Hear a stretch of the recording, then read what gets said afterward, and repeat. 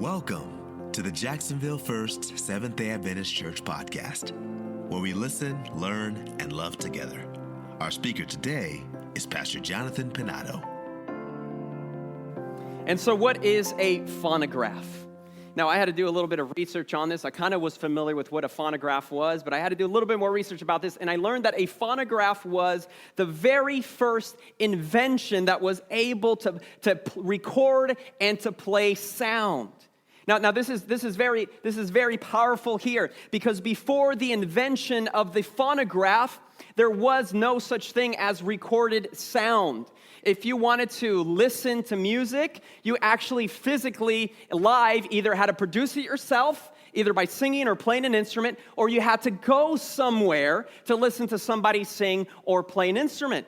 And that's why back in those days, concert halls and music halls were very popular. Why? Because that was one of the only places that you could go to listen to music. If there was any kind of parade or celebration in town, there would be music, because that was an opportunity for people to hear music, the only opportunity they had to hear music. And that's why also church played a pivotal role back in the days, because it was in church. One of the things that we do in church is that we sing and we have music in church. And so people would come to church to hear the music, because they didn't have an opportunity to hear music any other way. In fact, some of you remember the old evangelistic series. I think sometimes we still do evangelistic series like this. And before the speaker gets up to preach, we have a singing evangelist to sing. That was kind of the thing that we used to do to attract people to come. Now, the difference is today we have music everywhere, and we can listen to music anywhere we want to. We can listen to music however many times we want to. We can just put the repeat button, and music will be going on and on and on again. We can also hear music from all over the world, international music. We're not just limited to our local music. So today, music has proliferated. But at the turn of the 20th century, the only way to listen to music was live music, until the invention of the phonograph. Now, I thought this was something very powerful, especially what the Bible says about these kinds of things, but because the phonograph was a literal, physical, analog recording of sound. Did you guys catch that? All right, this is how the phonograph worked. Someone would speak into, it wasn't even a microphone, it was like a funnel. They would speak into the funnel. And inside the funnel, there was a little membrane that would vibrate. So you would speak, and it's speech or sound is carried through the air by sound waves. And that's actually something they didn't know back in those days. Now we know it. So you would speak into this membrane, and that little membrane would vibrate. And as that membrane would vibrate, then there was a stylus that was put on this wax cylinder, and as the vibrations inside the phonograph would vibrate, that stylus would also vibrate as well. In other words, literally, physically capturing that sound. Does that sound amazing to you? I mean, that sounds amazing to me. It's similar to how your eardrum works. You hear the sound of my voice. Inside your ears is a little eardrum that's vibrating, and then that eardrum then translates those vibrations into small electrical impulses that are then sent to the brain, and then the brain translates exactly what you're hearing. It's powerful. It's amazing that Thomas Edison was able to come up with this invention, not only to record sound, but then to play back that sound. The word phonograph, or gramophones as they were called, literally means written sound. Written sound. Oh, that's just amazing. But I have to move on. But this little part, I could just stay on this little part. Just my mind blows. You know how the Bible says that God records everything? There's a record of everything. And considering how technology has progressed, first it was a literal recording. Then we moved from gramophones to vinyl records. Do you remember those? I remember those. And then from vinyl records, we moved to audio cassettes. From audio cassettes, we moved to CDs. From CDs, we've moved to digital music. And who knows what the future has.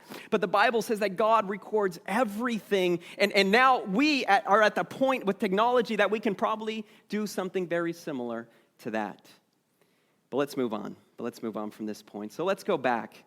Let's go back to the year. By the way, if you don't know what you're looking at here, this little blue wax cylinder is where the music was recorded on. That was the actual record right there with the etched music on it, and this was the cylindrical phonograph. But let's go back now to the year 1908. And we will be traveling, what year did I say? 1908. Anybody was alive back in those days? So, no, but did you know someone who was alive back in those days? Did anyone here know someone who had been alive at least 1908? Let's go back to the year 1908. And we will now be traveling. If you notice, our starting point here on the map is Jacksonville First, Seventh-day Adventist Church. So put your walking shoes on. Put your walking shoes on. 1908, we will be traveling to the community of Mirage Flats, Nebraska. Has anyone ever been to Nebraska here? Anybody ever been to Nebraska? I was born in Lincoln, Nebraska. We're going to take a trip to Nebraska. There is nothing in Nebraska. There was nothing in Nebraska in 1908, and there still is nothing in Nebraska in 2019. It is the rolling plains that just go on forever and ever and ever. And so we're going to be traveling to this little community on the northwest of Nebraska, just south of the Dakotas, just south of the Black Hills where Mount Rushmore is. And so back in 1908, there was free land that was offered to anyone willing to develop that land. And so they would build sod homes. Do you remember this from American history? They would build sod homes, mud homes on the side of those rolling plains, and that is where they would live. There was no electricity. There was no running water. They had to have wells, and they had to just live off of what they grew. Now, if you visit Nebraska in the wintertime, this is what Nebraska looks like. In winter, Nebraska is cut off from the rest of civilization. And so our story takes place in the month of December 1908. And we will now be introduced to the Sandoff family. What family did I say? The Sandoff family. Good, you're paying attention. I remember it all quite clearly. The night was very cold, and I heard footsteps squeaking outside in the snow, that crunching, packing sound that you hear when somebody walks on fresh snow. The roads in the region had been practically unbroken for 2 whole weeks. But now that the holidays were approaching, wagons had pushed out the long miles to the railroad, and you could see the men would be scooping up a trail, shoveling snow for each other through the deep rifts. My brothers and I, we had been asleep in our attic bed when there was this shouting in front, out by the house, by the road. Then running steps, and then the sound of a broom thumping against the ceiling below us. And it was Father booming, "Get up, get up, the phonograph is here. Get up, the phonograph." We quickly jumped out of our beds and we slipped downstairs. And there, with the front door wide open, we could see the back of the loaded wagon. 3 neighbors were easing boxes off of it, and our father was limping back and forth, shouting, "Don't break me, mein records." Inside the house, Mother was poking sticks of wood into the firebox of the cook stove, and her eyes met with mine, and there was a shining in her eyes. But there was also a concern about the extravagance of a talking machine. And she would say, "When what we needed were overshoes to help with our chilblains." Chilburns. We don't know anything about that here in Florida, but chilburns are when your skin is exposed to the cold weather, and then it's not quite frostbite, but your skin burns and it turns red and it even swells. And Mother was saying, "When what we needed were overshoes to help with our chilblains, but your father has apparently forgotten about that."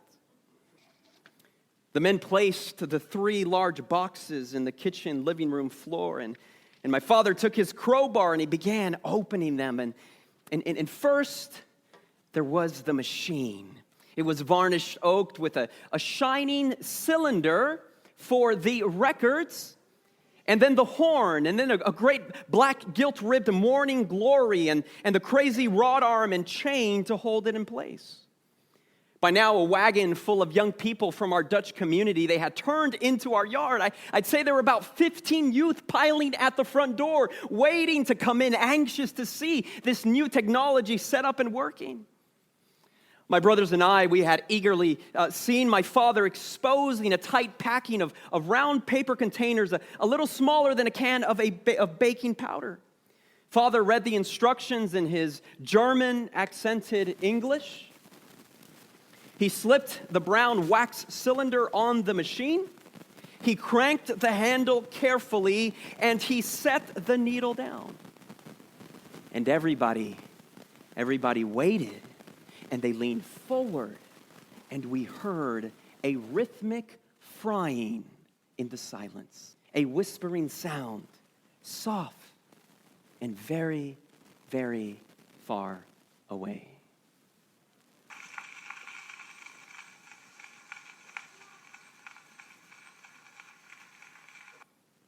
Did you hear that? Have you heard that sound before? For that split second, it brought a murmur of disappointment and an escaping laugh. But you have to understand, this was the very first time any of them had ever heard a phonograph. Recorded sound was something completely new and foreign to them. They didn't know what to expect, but just a few seconds later, we heard a voice and then the music. Violin solo, Schubert Serenade, played by Charles Dalmain, Edison Records.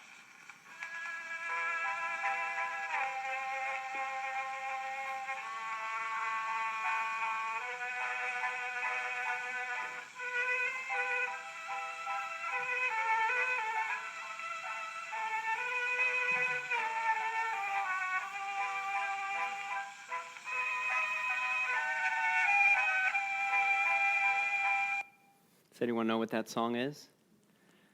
Franz Schubert's Serenade. What's amazing is that these recordings from back in those days are still available on YouTube. It's incredible. We are actually hearing what they heard in those days. Did you hear that? It still seems to me the most beautiful music in the world. By now, all 6 of us of our family and the 15 of the youth, we clustered around the phonograph. We were wanting to reach out and to touch it, and Father saw it, and he said, "Nein." No, in German, "Nein," said Father. I looked over to my mother, and while, yes, she was hesitant about the purchase, yet as the music played, there was a light in her eyes. There was a hunger for music.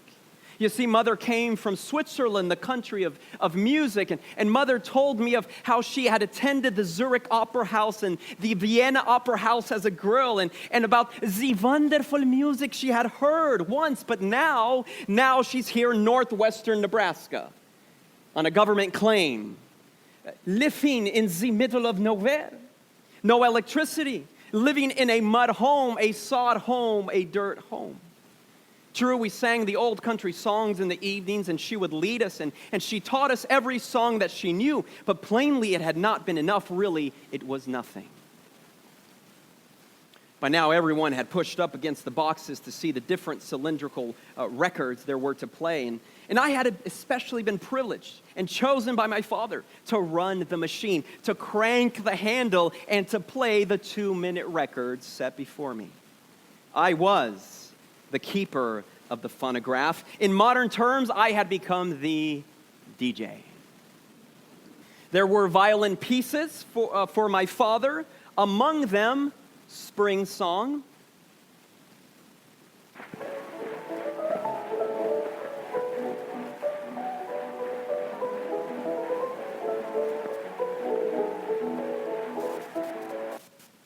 Then there was the Mockingbird. Let me see if you hear it.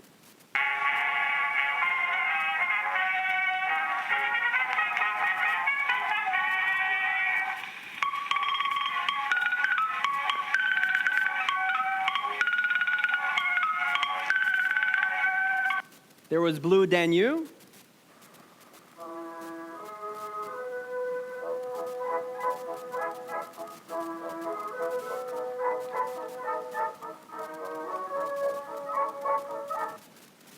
And there was Schumann's Traumerei.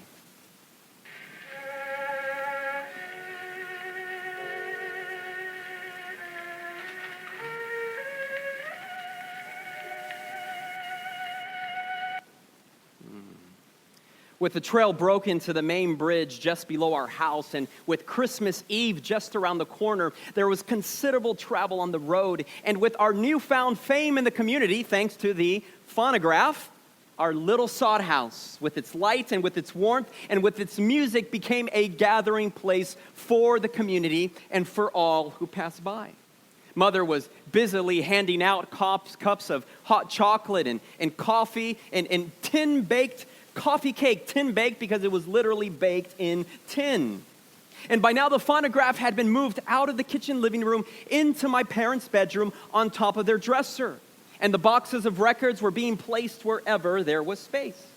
Now you have to realize that our house was very small. Our house was only a 2-bedroom house. It had the kitchen living room, one space, and then there was a doorway, no door, just a curtain hanging down there into my parents' bedroom. And then above was the attic where we and the children, we slept. And the bathroom was... Oh, you guys know. And it really wasn't a bathroom. It was an outhouse. With the music and the guests and the serving and the preparations and the hosting and the cleanup, Mother hadn't had a chance to notice how many records my father had purchased. But she became suspicious when record after record kept playing, each one new and different. And then while the Edison military band played by the Edison military band.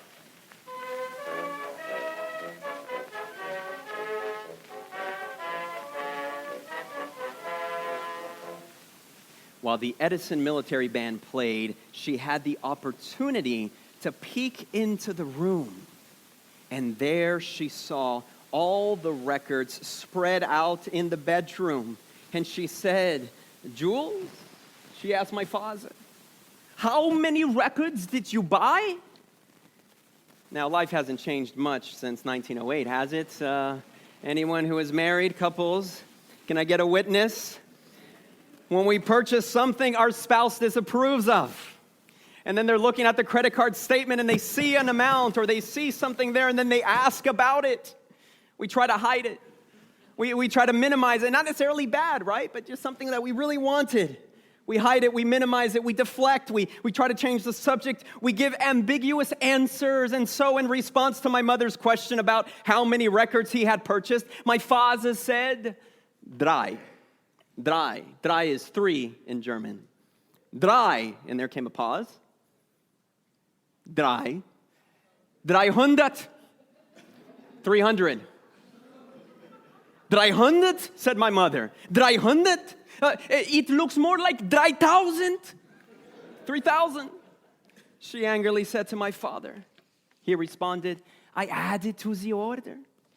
Now, he didn't say exactly how much he had added to the order, but in addition to the Edison records, there were several hundred foreign recordings obtained through a Swiss friend of his from New York City, and at a very stiff price. Mother looked at him, her blue eyes as tragic as she could make them, and she began to accuse father bitterly. "You paid nothing on the mortgage. Our children need overshoes to keep warm and protect them from chill burns. You wasted it, all of the inheritance money you received, all 2,100 on the talking machine. You forgot about everything except your stamp collection, your guns, and the phonograph. Debts, and more debts." Did you guys catch that? I think we would understand that in any language. But before she could add to this, a young Swiss by the name of Paul Fry grabbed her and against the stubbornness of her feet, whirled her back into the kitchen in the gallop of the Edison band. And he raced Mother from the door and to the stove and back again, and round and round and round she went, her skirt flying out. And believe it or not, the anger died from her face.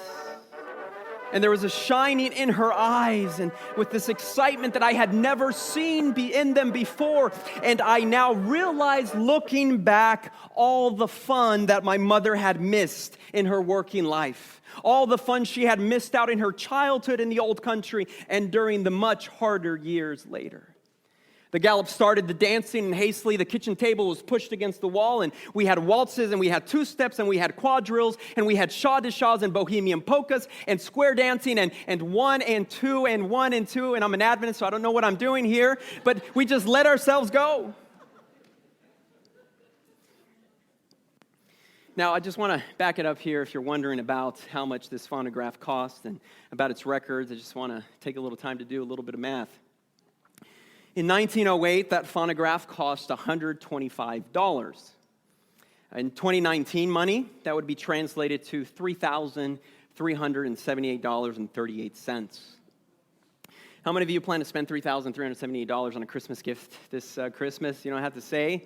How many of you, amen? How many of you plan to give a gift to Jesus of that amount during this month? We will welcome it. The Magi brought gold and incense and myrrh to Jesus, and silver we'll receive it too. Wax cylinders, to keep these numbers in mind, wax cylinders, they varied and ranged. There's different qualities. Some wax cylinders records started at 16 cents, 19, but on average, they cost 50 cents back then, and the really, really expensive ones cost $4. In our money, 50 cents in our day today would be $13.51. $4 in 1908 would be $108.11. That's coming from a time when average wages were 22 cents an hour. Do this here, 22 cents an hour. $1.76 for a day's labor. $8.80 a week. $35.20 a month. $422 a year is what they would earn.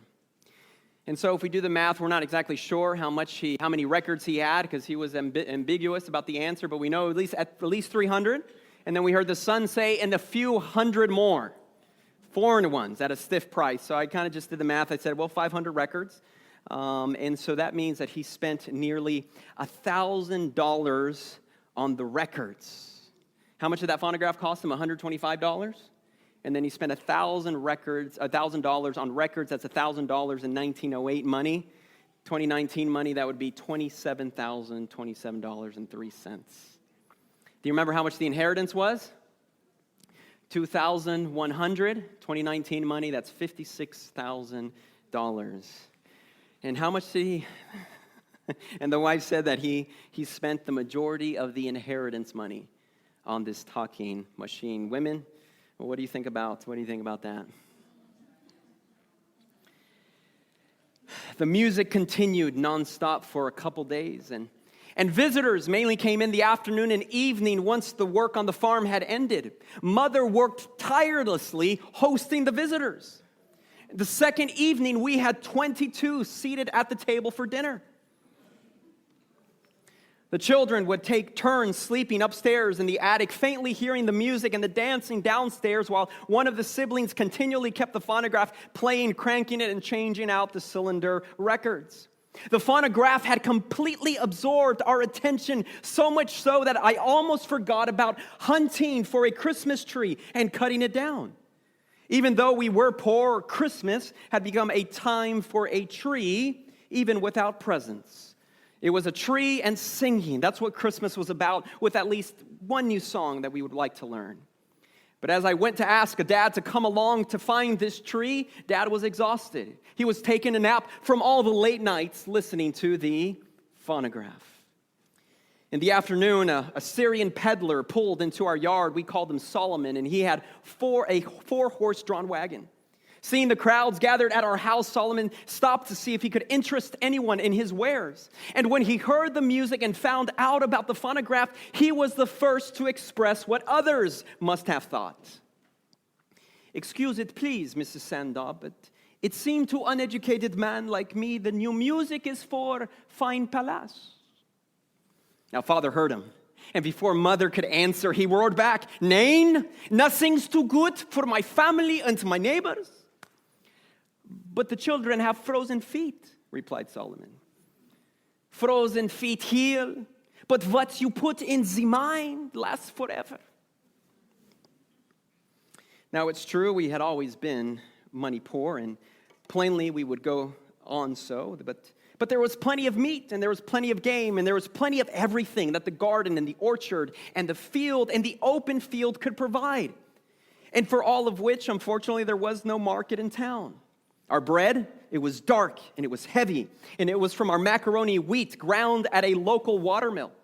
The cellar was full of our own potatoes. We had barrels of pickles and sauerkraut and hundreds of jars of canned fruit and vegetables, crocks of jams and jellies, both wild and tame. Most of the root crops were in a long pit outside, and the attic was strung with little sacks of herbs and poly seeds. We had bigger sacks with dried green beans, sweet corn, and wild plums. Piled along the low sides of the attic were the bushels of popcorn, peas, beans, and lentils. And the flour was stacked in rows, between which was space for the mousing cat. The only thing we purchased were sugar, coffee, and chocolate, perhaps with a barrel of blackstrap molasses for cookies and brown cake. It wasn't until the second day, pushing into the third day, that Mother finally had a chance to rest. She climbed upstairs into the attic, and off to bed she went. It was her first nap since the records came. Downstairs, the music continued. The table and the floor were once again cleared. The parties of young and old continued to pour in. And Father, like the rest of us, he was red-eyed, but it didn't keep him from soaking up all the praises and all the respect from everyone who came in. By this time, we had given up hope that we could go out and cut down our Christmas tree. And just as that, a big boy came up from up the river. He came riding into our yard, dragging a pine behind his horse. It was a small tree, but it was shapely, and we could fit it right in front of the window.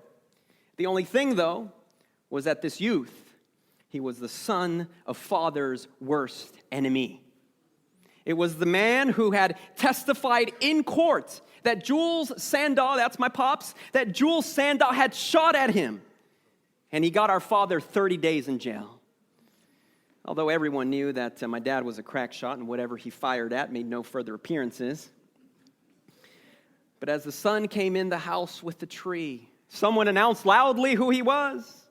And I saw Father look towards his Winchester up on the wall, but he was not the kind to quarrel with an enemy's son. But then he was told that the boy's father himself was in the yard, and so now my dad paled above his beard. He paled so bad that the dancers stopped, and for the very first time, the room went silent. Helpless, I saw my dad jump up to get his rifle, but then he turned and looked at his gaunt-faced young son, and he said, "Tell your father to come in. We've got some good Austrian music." And so the man came in, and sheepishly, and he hunched over near the door and took a seat. And Father left the room briefly, but came back out, and he said hi to the man. And my neighbor, Mrs. Serber, thanked the man for bringing the tree and offered him a cup of coffee and some fry cakes. And he then went on to compliment my mother about how good of a cook she was and that she was a fine woman. And he stayed for a while. He enjoyed the music. And he left as another group was coming in. As he left, Father's friends, they breathed a sigh of relief. "Sandahl," one of them said, "you could have shot him down on your own place and not got a day in the pen for it." My pops replied, "I got no use for his outfit, but the music is for everybody." And so the music and the dancing continued. Christmas came and went. The holiday week was much like Christmas. The house was full of visitors as the news of the fine music spread. Get this, believe it or not, people came from 50 to 60 miles away and even further, for there was no other collection of records in all of northwestern Nebraska, and none with such an open door as ours. There was something for everybody. For the Irishmen, for the Scots, for the Swedes, the Danes, the Poles, the Czechs, as well as the Germans and the rest. But believe it or not, the greatest amount of variety was from the Americans. One settler, he was a GAR veteran. GAR is an acronym, I believe, that stands for the Grand Army of the Republic. I think that's the official term that they used for the Union soldiers during the Civil War. A GAR veteran, he burst into tears and he fled from the house at the sound of the first notes of Tenteen Tonight.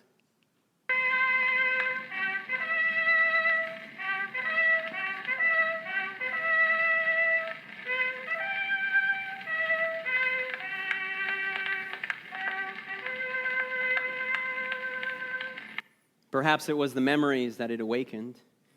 And many Americans, to our surprise, were as interested in classical music as any European. And it wasn't always a matter of cultivated taste either, as there was this one illiterate little woman from down the river. She cried with joy at Rubinstein's melody in F.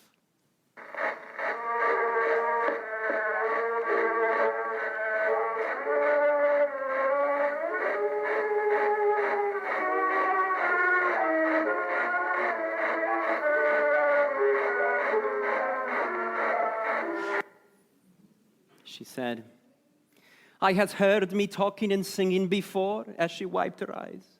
"But I wasn't knowing there could be something sweet as that come from a horn." Finally, it was the new year, and that was the day that the Sandahl relatives and siblings and uncles and cousins, they all gathered, perhaps 20 of them immigrants brought to America by my father. But this year, they were only a sort of an eddy in the regular stream of outsiders. Instead of the nostalgic jokes and the talk of the family and of the old country, there were records to be heard, particularly the foreign ones and the melodies of the old violin lessons that the brothers had taken and the guitar and the mandolin of their sister. Now, my father, he had to endure a certain amount of joking over the way he spent most of his inheritance.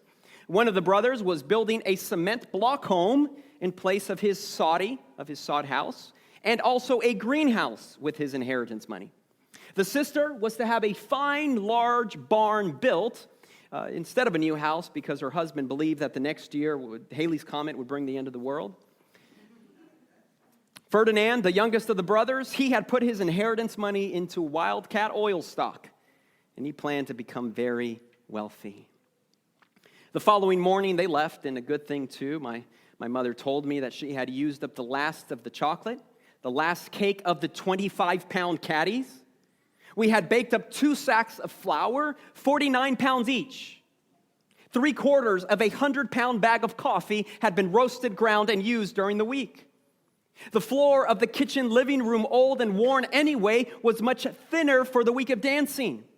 New Year's night, there was a man who had been there every day all week. Don't be that guy. There had been a man there who had been there every day all week, leaned back onto one of the kitchen chairs, and he fell backwards, and he went clear through the floor. "Ah, the fools," Father shouted, "had to wear out my floor dancing." But plainly, he was pleased. It was a fine story to tell for years, the story of the phonograph records. And he was particularly gratified by the praise of those who knew something about music. People like the Serbers, our neighbors, and a visitor from the Czech community, a relative of the great composer Dvořák. The man wrote an item for the paper saying, "This Jules Sandahl has not only settled a good community of home settlers, but is enriching their cultural life with the greatest music in the world." "Probably wants to borrow money from you," Mother said. "He has come to the wrong house." Gradually, the records for special occasions and for visitors were stored on the porch. But for those who were used regularly, Father had built made flat boxes to fit under the beds and a cabinet in the corner at the bedroom door. The best and the finest from both the Edison and the foreign recordings were put into this cabinet with a door that didn't stay long.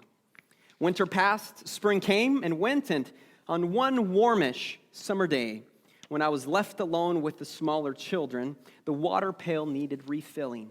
I ran out to draw a bucket from the well. It was hard and heavy pool, and I hated it. I was always afraid that I wouldn't last and would have to let the rope slip and break the windlass. Well, somehow in my uneasy hurry, I left the front door ajar.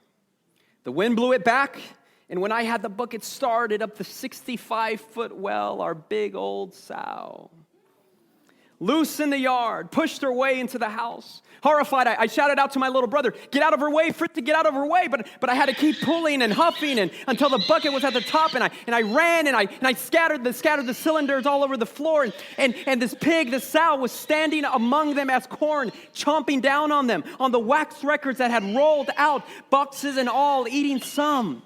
Furiously, I thrashed her out with the broom amidst the squealing and the shouts. And I tried to save what I could, but it was too late. The sow had broken at least 30 or 35 of the best records and had eaten all or part of more than 20 others. They were gone. Brahms was gone. Beethoven was gone. Moonlight Sonata, Mozart gone. Foreign and domestic gone. And many, many others all gone. I got the worst whipping of my life for that carelessness. But the loss of the records hurt more and for much, much longer. This podcast is brought to you by the Jacksonville First Seventh-day Adventist Church. Connect with us on www.jaxsda.org or on Facebook and YouTube. We look forward to sharing more inspiring messages with you.